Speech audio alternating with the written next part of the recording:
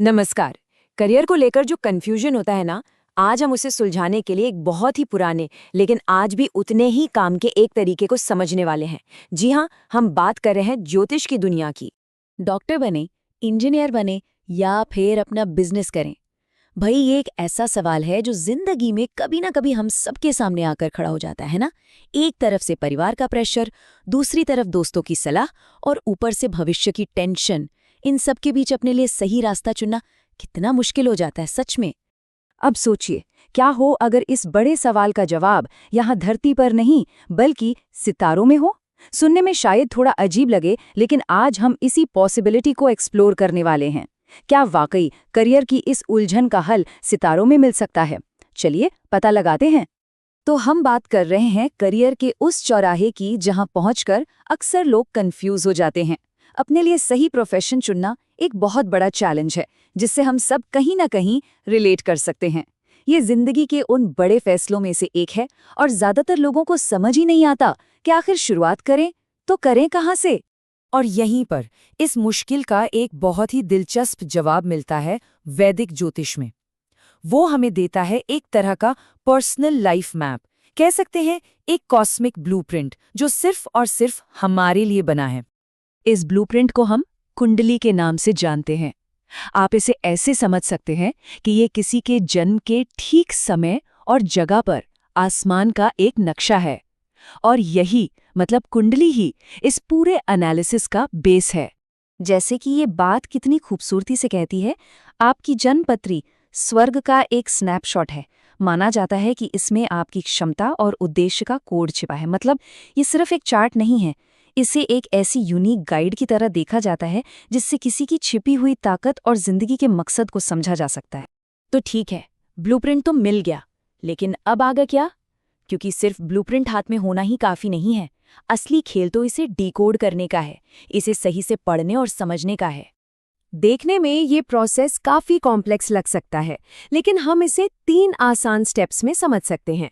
पहला step, chart में 10वें घर को ढूंढना, जिसे करियर का घर माना जाता है। दूसरा स्टेप, ये पहचानना कि कौन से ग्रह इस घर पर असर डाल रहे हैं, यानी हमारे कॉस्मिक इन्फ्लुएंसर्स कौन हैं। और फिर तीसरा और आखिरी स्टेप, इन ग्रहों की ताकत को परखना, ताकि किसी के नेचुरल टैलेंट्स का पता चल सके। तो ठीक है, हमने चार्ट को डिकोड कर लिया। अब सवाल ये है कि इससे हमें मिलता क्या है।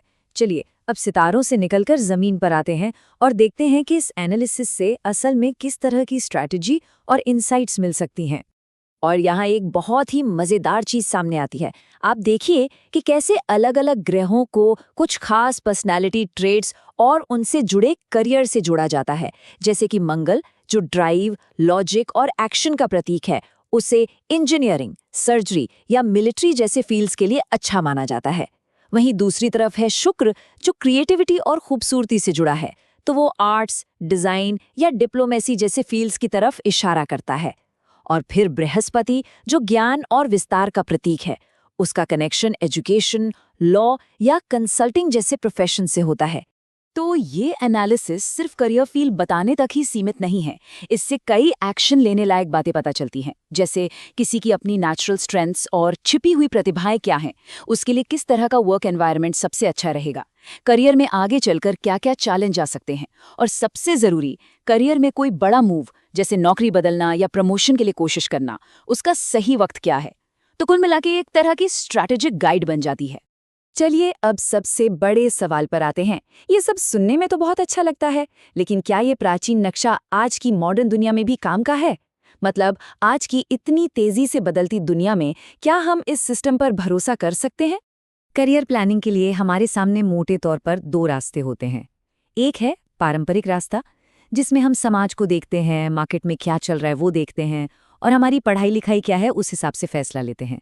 और दूसरा रास्ता है ये कॉस्मिक ब्लूप्रिंट वाला, जो किसी की अपनी ज्योतिषीय स्थिति, उसके अंदरूनी स्वभाव और सही समय पर ज्यादा ध्यान देता है।